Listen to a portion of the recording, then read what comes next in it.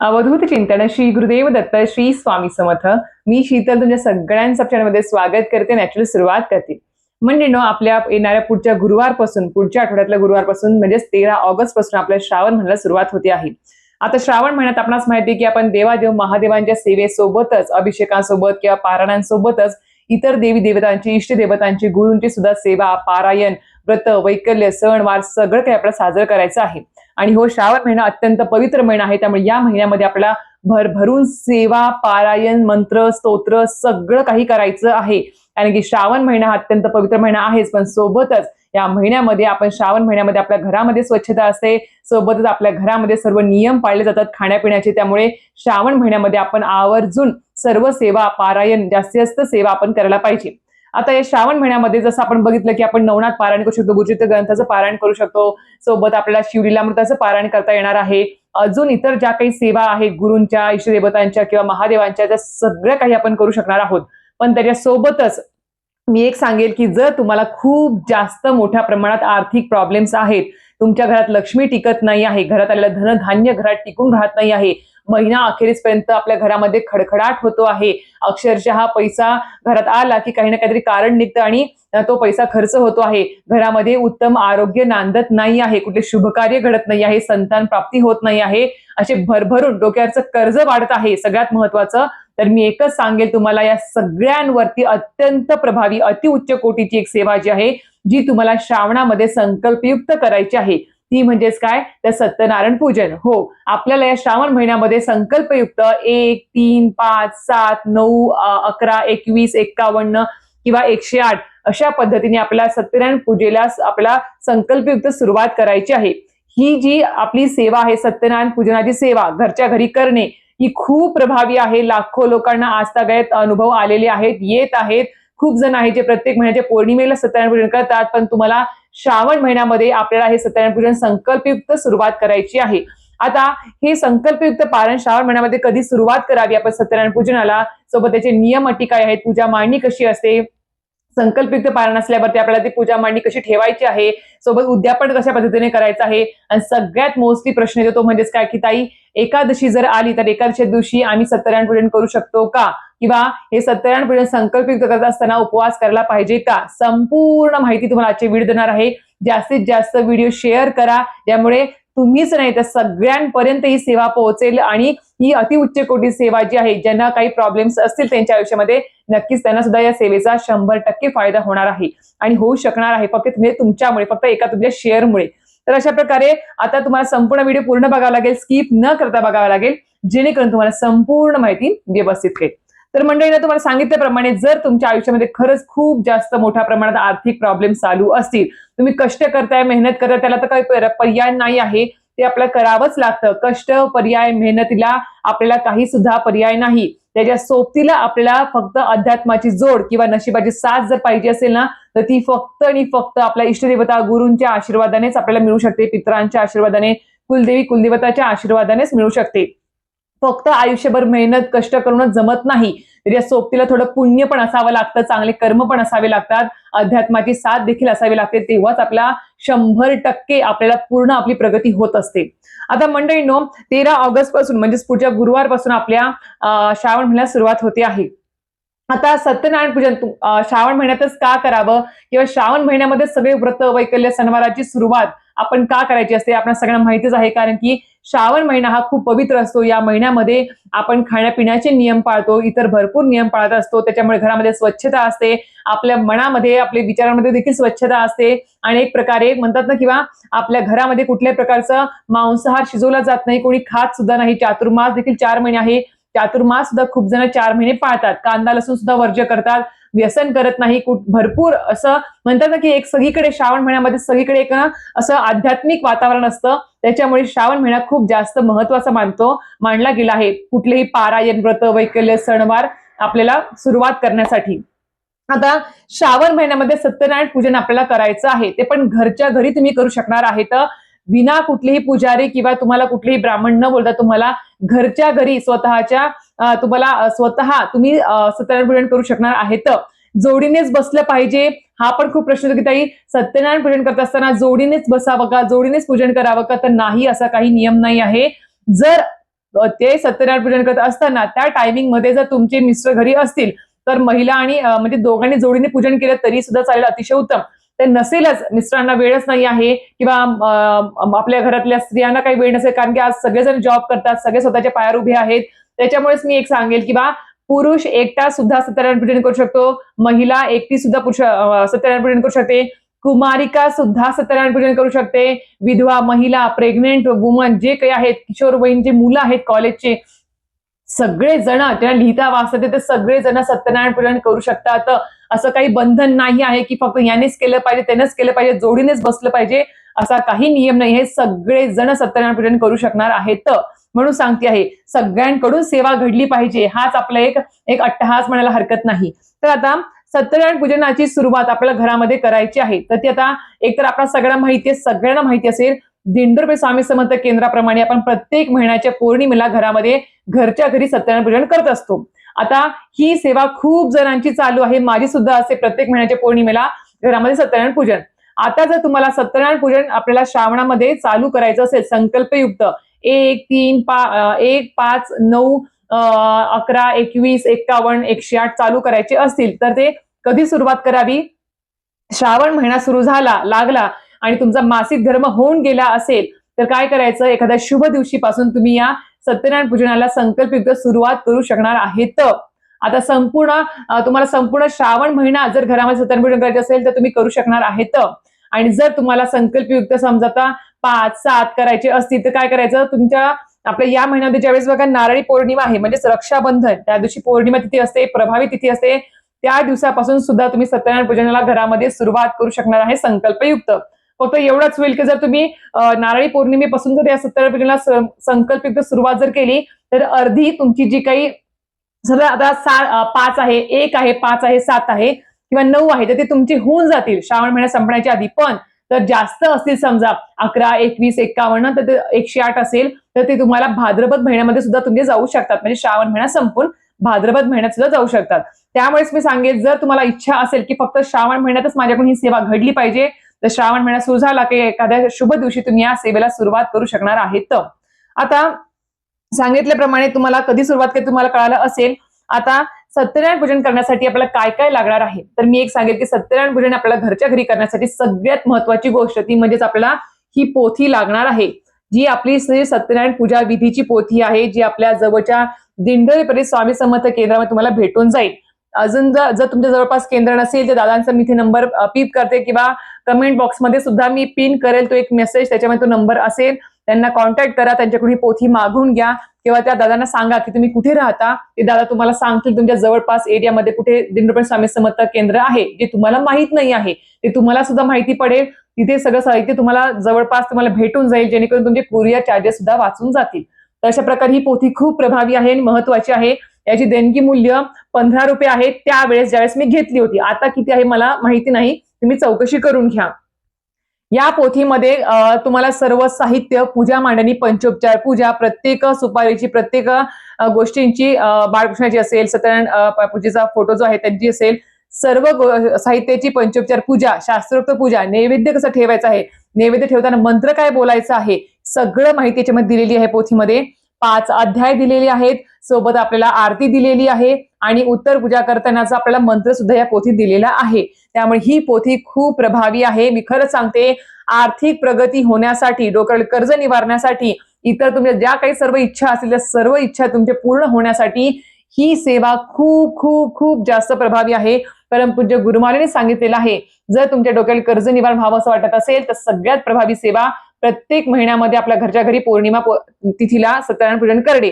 त्यातला श्रावण महिना आहे जो खूप प्रभावी आहे आणि या महिन्यात जर आपण ह्या सेवेला सुरुवात केली किंवा संकल्पयुक्त जर ही सेवा घरात केली तर विचार करा किती जरी पुण्य तुम्हाला प्राप्त होईल आणि तुमच्या सर्व इच्छा नक्की 100% पूर्ण होतील. कारण की सत्यनारायण पूजन ही आपल्या शहरी विष्णूंची सेवा आहे. कारण की सत्यनारायण देवता आणि विष्णू देवता हे काही वेगळे नाही आहेत, एकच स्वरूप आहे. आणि आपल्याला असं माहिती की चातुर्मास चालू आहे, त्यामुळे चातुर्मासामध्ये आणि श्रावण महिन्यामध्ये आपण ही सेवा घरच्या घरी संकल्पयुक्त करणं खूप प्रभावी ठरणार आहे. म्हणून सांगते आहे, नक्कीच करा.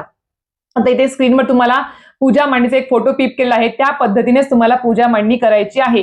आता अत्यंत साधी सोपी पूजा मांडणी असते. पूजा मांडणीसाठी तुम्हाला साहित्यामध्ये सत्यनारायण देवतेचा फोटो लागणार आहे, छोटा मोठा जो असेल, आणि सत्यनारायण देवतेचा फोटो लागणारच आहे. मागच्या वेळेस खूप जणी विचारलं की फोटो नसेल तर चालेल का? नाही, फोटो लागणारच आहे. बाळकृष्णाची मूर्ती लागणार आहे, ताम्हण, त्यामध्ये तांदूळ, आपल्या घरी जे आपण भात शिजवतो ते तांदूळ त्याच्यामध्ये तुम्हाला घ्यायचे आहे, विड्याची पानं, सोबत तुम्हाला तांब्या त्यामध्ये पाणी, सुपारी, ₹1 नाणं, गहू तांदूळ खाली ठेवण्यासाठी, पांढरं वस्त्र. या पूजेसाठी घरच्या घरी पूजा करताना आपल्याला पांढरं वस्त्र अंथरायचं असतं चौरंगावर, पाटावरती. आंब्याचे डगळे असेल तर आंब्याचे डगळे तुम्ही लावू शकता, किंवा केळीचे डगळे लावू शकणार आहेत, किंवा नसेलच काही भेटलं तर फक्त पूजा मांडणी जरी केली तरी सुद्धा चालेल. देवी देवता फक्त आपले भाव बघतात, आपली श्रद्धा बघतात, भक्ती बघतात, एवढं लक्षात ठेवा. आणि साध्या सोप्या पद्धतीने जरी पूजा मांडणी केली तरी सुद्धा चालणार आहे, बस. आणि दुसरी गोष्ट, आपला नैवेद्यासाठी म्हणजे 3 सुपाऱ्या लागणार आहेत आपल्याला. एक कुलदेवतेची असते, एक वरुण देवताची आणि गणपती बाप्पाची असते, त्या लागणार आहेत. नंतर आपल्याला त्याला तिन्ही सुपाऱ्या नैवेद्य दाखवण्यासाठी साखर लागणार आहे छोट्या छोट्या वाटीमध्ये. बाळकृष्णाला आणि सत्यनारायण देवतेला आपल्याला छोटासा वाटीभर शिरा लागणार आहे रोज संकल्पित सेवा करताना. आणि जो शिरा आपण दाखवणार आहे या पूजेमध्ये, तो शिरा फक्त घरच्यांपुरताच असला पाहिजे. आता आपल्या कुटुंबामध्ये आपले सासू सासरे, 2 मुलं, आपण आई नवरा बायको राहतो, तर फक्त नणंद असेल समजा, जी लग्न न झालेली नणंद असेल घरामध्ये, आणि समजा तुमचे दीर आणि तुमची जाऊ सुद्धा एकाच घरामध्ये सहकुटुंब तुम्ही राहत आहेत, तर तेवढ्या पुरताच आपला शिरा बनवायचा आहे, जेणेकरून प्रत्येकाला चमच्याभर तो शिरा प्रसाद म्हणून भेटेल. आणि जेवढे दिवस संकल्पित तुम्ही सेवा करणार आहे, समजा आता 1 दिवस करणार आहे, 5 दिवस, 7 दिवस, 9 दिवस, जे काही यथाशक्ती तुम्ही करणार आहे, ती पूजनाची सेवा किंवा ती पूजा सुरू करण्याच्या अगोदर आपल्याला सकाळी सकाळी त्या पहिल्या दिवशी आपल्याला संकल्प सोडायचा असतो. आणि ही संकल्पयुक्त सेवा जर केली तर अतिशय उत्तम. आता संकल्प सोडताना आपण सांगेल की मी काय करायचं, ज्या दिवशी आपल्याला पूजेला सुरुवात करायची आहे त्यावेळी सकाळी लवकर उठावं, घर शुचिभूत करावं, स्वच्छ करावं, गोमूत्र, हळद, मीठ टाकून पुढचं जे काही संपूर्ण घर लादी स्वच्छ करून घ्यावी, धूळ वगैरे सुद्धा ती स्वच्छ करावी, आणि सोबतच आपल्या घरामध्ये कुठे जाळे जळमटे वगैरे नसावं, घर अडगळ नसावी, अशा प्रकारे स्वच्छता असावी. कारण की माता लक्ष्मी शरीविष्णा स्वच्छता खूप जास्त प्रिय असते, म्हणून सांगते आहे. प्रवेशद्वार स्वच्छ असावा, चपला स्टँडवरती असाव्या, आपल्या उंबऱ्यावरती हळदीचे लेपन. जोपर्यंत ही पूजा आपल्या घरात संकल्पयुक्त चालू आहे, किंवा संपूर्ण श्रावण महिनाभर जरी का होईना, आपल्या उंबऱ्यावरती हळदीचे लेपन नक्कीच करायला विसरू नका. आपल्या दारासमोर रांगोळी असावी, त्याचं पूजन करावं, उंबऱ्याचं, रांगोळीचं, हळद कुंकू अक्षरा धूप दीप दाखवून, आणि आपल्या प्रवेशद्वारात सुद्धा पूजन करायचं आहे. ते केल्यानंतर आपल्याला सत्यनारायण पूजनाची ज्या दिवशी आता पूजा सुरुवात करायची, सकाळी लवकर लवकर उठून आपला संकल्प करायचा असतो. संकल्प म्हणजेच काय, देवपूजा वगैरे झाली, धूप दीप लावायचा देवघरासमोर, स्वच्छ कपडे घालावे, आणि समोर पाटावरती एक ताम्हण घ्यावं, तांब्यामध्ये पाणी घ्यावं किंवा पेल्यामध्ये पाणी घ्या, पळीभर उजव्या हातात पाणी घ्यायचं, त्यामध्ये थोडीशी अक्षता, फूल, हळद कुंकू टाकायचं, आणि त्यामध्ये तुमचं संकल्प बोलायचा, की तुमचं नाव सांगायचं, गोत्र सांगायचं, आणि श्री स्वामी समर्थ दिंडोपरी स्वामी समर्थ केंद्राप्रमाणे, त्यातील मार्गदर्शनाप्रमाणे आता श्रावण महिना सुरू झाला आहे, आणि या श्रावण महिन्यामध्ये मी आजपासून संकल्पयुक्त श्री सत्यनारायण देवतेची पूजा मांडणी घरामध्ये संकल्पयुक्त एवढे दिवस करणार आहे. तर ही पूजा तेव्हा ही सेवा माझ्याकडून तुम्ही यथाकालीन यथाशक्ती तुम्ही पूर्ण करून घ्या. सत्यनारायण देवता असेल किंवा विष्णू देवतेना तुम्ही विनंती करावी, आणि श्री स्वामी समर्थ महाराजांना विनंती करावी, निर्विघ्नपणे पार पाडून घ्या ही सेवा माझ्याकडून, असं बोलायचं आहे. आणि त्या संकल्पाने तुमची जी काही इच्छा असेल, जे काही अडचण आहे, जे काही तुमचे प्रॉब्लेम्स आहेत, ते सगळं काही बोलायचं आहे, आणि त्याची लवकरात लवकर अनुभूती मिळावी यासाठी तुम्हाला, किंवा ती इच्छा पूर्ण व्हावी यासाठी विनंती करायची आहे. आणि यथाकालीन यथाशक्ती मी करणार आहे असं म्हणावं. मी करणार आहे फक्त असं बोलायचं नाही, यामध्ये मी पण येतो, आणि ते तुम्ही बांधील पण होता. कारण की कसं आहे, संकल्पयुक्त कितीही दिवस सेवा करत असताना मध्ये मध्ये काय प्रॉब्लेम्स येतील, अडचण येतील, काही सांगता येत नाही. म्हणून यथाकालीन यथाशक्ती माझ्याकडून ही सेवा तुम्ही निर्विघ्नपणे पूर्ण करून घ्या, ते बोलावं. त्यानंतर ते हातातलं पाणी तांबणात सोडायचं, आणि ते संकल्पाचं जे काही पाणी आहे ते झाडांना टाकून द्यायचं, तुळशी झाड सोडून. याप्रमाणे तुम्हाला करायचं आहे. पूजा मांडणी तुम्हाला स्क्रीनवर दाखवली आहे त्या पद्धतीने करायची आहे. आता तुम्हाला सांगितल्याप्रमाणे जर तुमची पूजा मांडणी संकल्पित जर चालू असेल, समजा आता तुमची पूजा मांडणी जी संकल्पित चालू असताना मध्ये जर एकादशी आली, तर एकादशीला आम्ही सत्यनारायण पूजन करावं का? तर मी एकच सांगते तुम्हाला, एकादशीला सुद्धा तुम्हाला सत्यनारायण पूजन करता येणार आहे. खूप ताईंचा प्रश्न होता की ताई एकादशीला सत्यनारायण पूजन करता येतं का? तर हो, करता येतं. कारण पहिले असा खूप लोकांचा गैरसमज आहे की ताई एकादशीला सत्यनारायण पूजन करत नाही, कारण की देवांचा उपवास असतो देवांचा उपवास नसतो. देवांना कधीच उपवास नसतो. आपण आपण माणसाने मनुष्याने देवांसाठी उपवास करायचा असतो. देव देवी देवता कधीच उपवास करत नाहीत. कुठल्याच दिवशी कुठलाच उपवास नसतो त्यांना. आणि पहिलं काय व्हायचं, पहिल्याच्या काळामध्ये एकादशी आले की 100% लोकांना उपवास असायचा, ते व्रत करायचे. पण आता खूप लोक, एक जेमतेम मध्ये 40-50% लोक आहेत जे एकादशीचा उपवास करतात. त्यामुळे तुम्ही एकादशीला सुद्धा आपण सत्यनारायण पूजन करू शकता. आणि एकादशी ही श्री विष्णूंना समर्पित असते, त्यामुळे नक्कीच संकल्पयुक्त ही सेवा करत असताना, पूजा मांडणी करत असताना तुम्हाला एकादशी जर मध्ये आली तरी सुद्धा चालणार आहे, त्याची पूजा मांडणी करू शकता. आणि अजून एक गोष्ट, संकल्पयुक्त ही पूजा मांडणी करत असताना मध्ये जर पौर्णिमा तिथी आली, पौर्णिमेला जर तुम्ही प्रत्येक महिन्याला जे आपण सत्यनारायण पूजन करतो ते तुम्ही जर करत असाल तर पौर्णिमेचं सत्यनारायण पूजन तुम्हाला काउंट करता येणार नाही, कारण की ते तुमच्या प्रत्येक महिन्याचं तुम्ही बोललेलं आहे, म्हणून ते काउंट करायचं नाही त्याच्यामध्ये. आणि जर तुम्ही करत नसाल प्रत्येक महिन्याच्या पौर्णिमेला तर तुम्ही ते काउंट करू शकता. फक्त जर तुम्ही प्रत्येक महिन्याच्या पौर्णिमेला करत असाल तर ते तुम्हाला काउंट करता येणार नाही. त्या दिवशी आपण फक्त प्रत्येक महिन्याची जी काही करतो त्यापासून पूजा अर्चा करावी आणि त्याच्या पुढच्या दिवसाची आपण ती काउंट करू शकणार आहेत. हे झालं. आता पूजा मांडणी जर आपण केली, समजा एक दिवशी केली तर दुसऱ्या दिवशी आपण उत्तर पूजा करू शकतो. 5 दिवस 7 दिवस किंवा जास्त दिवस करणार असाल तर काय करायचं, पहिल्या दिवशी आपण जी पूजा मांडणी केली 2-3 दिवस ती पूजा मांडणी तशीच राहू शकते. फक्त काय करायचं, पहिल्या दिवशी आपण जी काही फुलं अर्पण करतो, जी काही फुलं असेल किंवा जी काही आपण फळं अर्पण ठेवलेली असतात ती फक्त रोजच्या रोज आपल्याला काढून घ्यायची आहेत. रोज सत्यनारायणाचा फोटो पुसायचा. आपल्याला रोज प्रत्येक सुपारीची, बाळकृष्णाच्या मूर्तीची आपल्याला पंचोपचार पूजा करायची आहे. अखंड दिवा लावायचा नाही. पूजा करताना पोथी वाचेपर्यंत, आरती होईपर्यंत आपण दिवा लावू शकतो फक्त, चालेल. तुपाचा लावा, तेलाचा लावा, ते पण चालेल.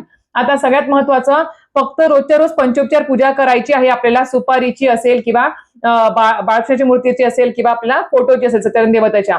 फुलं रोजच्या रोज बदलायची आहे. विड्याची पानं 2-3 दिवस राहू शकतात, ती खराब झाली तर चेक करायची. तांब्यातली असेल किंवा सुपारीच्या खालची जी विड्याची पानं ती जर खराब झाली तर ती सुपारी उचलून आपण काढून घेऊ शकतो, दुसरी नवीन आपण तिथे ठेवू शकतो.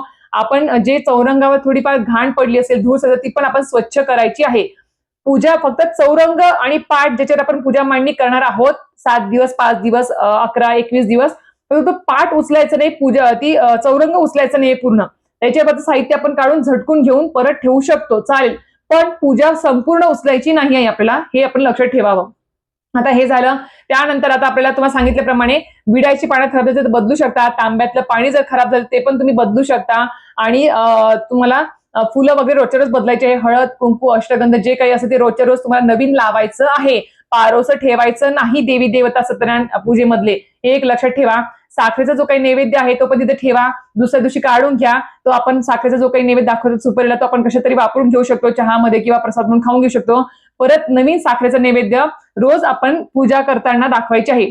आता रोज आपण जी पोथी करणार आहोत, मी आता म्हणजे वाचायची कशी रोजच्या रोज, आता पहिल्या दिवशी आपण करणार, मग रोज 5 दिवस कशी वाचायची, तर काय करायचं, जिथून आपली चालू होते म्हणजे आपण जिथून कलशाची पूजेला सुरुवात होते, त्या कलशाच्या पूजेपासून ते आपल्या शेवटच्या 5 अध्यायापर्यंत पूर्ण वाचायचं असतं. शिराचं नैवेद्य दाखवून आरती करायची असते. हे रोजच्या रोज करायचं आहे तुम्हाला. रोज सुपारीला, बाळकृष्णाला जे काही पंचोपचार पूजा सांगितली ती रोज करायची. रोज साखरेचा नैवेद्य सुपारीला दाखवायचा आहे, वेगवेगळा नवीन दाखवायचा, तो बदलायचा रोजचा आणि नवीन दाखवायचा. शिऱ्याचा नैवेद्य सुद्धा रोज, आपला जेवढे दिवस पूजा आहे तेवढे दिवस रोज वाटीभर शिरा नवीन रोज रोज करायचा आहे. फक्त वाटीभर, चमच्याभर सगळ्यांना प्रसाद दिला असा. बाहेरच्या लोकांना प्रसाद द्यायचा नाही, हे कटाक्षाने लक्षात ठेवायचं आहे. आणि हा प्रसाद फक्त घरच्यांनीच खायचा आहे, फक्त एवढंच लक्षात ठेवा. आणि पंचोपचार पूजा असेल, नैवेद्य दाखवणं असेल आणि 5 अध्याय आणि आरती हे रोजच्या रोज करायचं आहे. प्रदोष काळामध्ये जर तुम्ही केलं रोजच्या रोज संकल्पित ही जर सेवा, तर अतिशय उत्तम. प्रदोष काळ खूप उत्तम मानला गेला आहे या पूजेसाठी, पूजा करण्यासाठी. आणि जर तुम्हाला प्रदोष काळात पूजा करणं शक्य नसेल तर तुम्ही सकाळी, दुपारी किंवा संध्याकाळी करू शकणार आहेत यथाशक्ती. फक्त रोजचा जो टाइम आहे तो टाइम पाळायचा. तो आज उद्या, आज सकाळी, उद्या दुपारी, परवा रात्री असं नाही. एकच टाइम रोज ठेवायचा आणि त्याच टाइमिंगवर तुम्हाला रोज पूजा करायची आहे याची सत्यनारायण पूजनाची. नियम अटी काय आहेत, मांसाहार वर्ज्य, घरामध्ये मांसाहार शिजला नाही पाहिजे, खायचं पण नाही आहे. परान्न कडकडीत बंद, कोणाच्या घरचं पाणी देखील प्यायचं नाही. सासरच्या घरचं असेल तर तुम्ही पिऊ शकता, माहेरचं असेल तर घेऊ शकता, पण इतर नातेवाईक मित्रमंडळीच्या घरचं, कोणाच्याही घरचं खायचं प्यायचं नाही आहे आपल्याला. 1 दिवस, 5 दिवस, 7 दिवस जर तुमची संकल्पित सेवा असेल पूजा मांडणीचं तर ब्रह्मचर्याचं पालन करावं. जास्त दिवस जर तुमची ही पूजा मांडणी असेल तर तुम्ही ब्रह्मचर्याचं पालन जरी नाही केलं तरी सुद्धा चालणार आहे. हे याचे नियम आहेत. आणि अजून एक सांगते आहे की मनोभावे श्रद्धेने फक्त सत्यनारायण देवतेची पूजा मांडणी करा. आणि अजून एक सांगते, याचं उद्यापन कसं आहे, तर उद्यापन असं काही करायचं नसतं. फक्त ज्या दिवशी तुमचा संकल्प संपणार आहे त्या दिवशी परत तशीच पंचोपचार पूजा, अध्याय, नैवेद्य, आरती सगळं काय करायचं, अन्नाचा नैवेद्य दाखवायचा संपूर्ण आपला. तो दाखवल्यानंतर फक्त जो काही उत्तर पूजेचा मंत्र दिलेला आहे याच्यामध्ये तो मंत्र बोलायचा, बाळकृष्णाची मूर्ती अगोदर काढून घ्यायची आणि मग तो उत्तर पूजेचा मंत्र बोलून अक्षता सगळ्यावर टाकायच्या आणि मग तुम्ही पूजा उचलून घेऊ शकता. शेवटच्या दिवशी, संकल्पाच्या शेवटच्या दिवशीच फक्त. काही सुद्धा उद्यापन मोठं थाटमाट करायची गरज नाही आहे, हे लक्षात ठेवा. इच्छा असेल तर गरजवंतांना दान धर्म करा, त्यावेळी काही हरकत नाही, पण असं काही उद्यापन वगैरे याचं काही नसतं. तर संपूर्ण माहिती दिलेली आहे. खूप प्रभावी सेवा आहे, खूप लोकांना याचा अनुभव आहे. प्रत्येक श्रावण महिन्यामध्ये खूप जण एकदा तरी का होईना घरामध्ये सत्यनारायण पूजन करतात म्हणजे करतात. तुम्ही सुद्धा करा, जमलं जास्त दिवस करा आणि अनुभूती घ्या. तर अशा प्रकारे व्हिडिओ ते थांबवते. व्हिडिओ आवडला असेल तर नक्कीच व्हिडिओ लाईक, शेअर, सबस्क्राईब करायला विसरू नका. श्री स्वामी समर्थ.